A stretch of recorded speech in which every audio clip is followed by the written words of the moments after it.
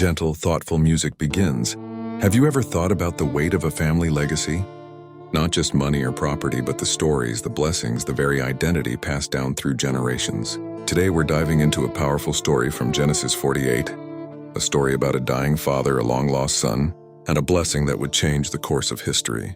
Imagine this scene. Joseph, now one of the most powerful men in Egypt, receives word that his father Jacob is on his deathbed. He rushes to his side, bringing his two sons, Manasseh and Ephraim, with him. These boys were born in Egypt. They were half Egyptian, part of a new world. But Joseph knew it was crucial for them to receive a blessing from their grandfather. When they arrive, Jacob, whose name was also Israel, rallies what little strength he has left and sits up. The air is thick with anticipation. He looks at his beloved son Joseph, the one he thought was dead for so many years, and begins to speak. He doesn't start with small talk.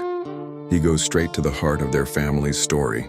He says, "God Almighty appeared to me at Lu, and there he blessed me." He recounts the promise God made to him, a promise of countless descendants and a land to call their own. This isn't just an old man reminiscing. He's establishing the foundation for what he's about to do. He's reminding Joseph and all of us that this family's story is guided by a divine hand. And then comes the twist. Jacob looks at Joseph's two sons and says something extraordinary. "Now then, your two sons born to you in Egypt will be reckoned as mine. Ephraim and Manasseh will be mine, just as Reuben and Simeon are mine." Whoa, let's pause on that. Jacob is legally and spiritually adopting his own grandsons. He's elevating them to the same status as his direct sons, the founders of the 12 tribes of Israel. Why? He's not just being a doting grandfather. He's fulfilling God's promise of making his family fruitful. Joseph, who had been lost to him, now provides not one but two tribes for Israel.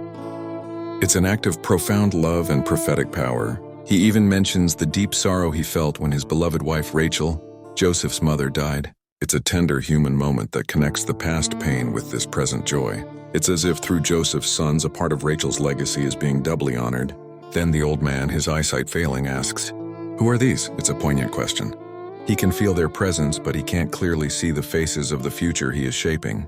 Joseph replies simply, "They are the sons God has given me here." "Bring them to me," Jacob says, his voice filled with a sacred urgency, "so I may bless them." Joseph guides his boys forward. And what happens next is pure, unfiltered love. Jacob, who can barely see, pulls his grandsons close. He kisses them. He embraces them.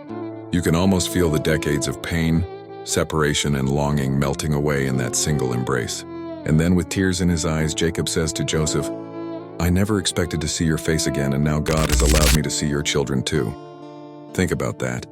For over 20 years, Jacob believed his favorite son was dead, torn apart by a wild animal. The grief was a constant companion. Now, at the very end of his life, he's not only reunited with that son, but he's holding the next generation in his arms.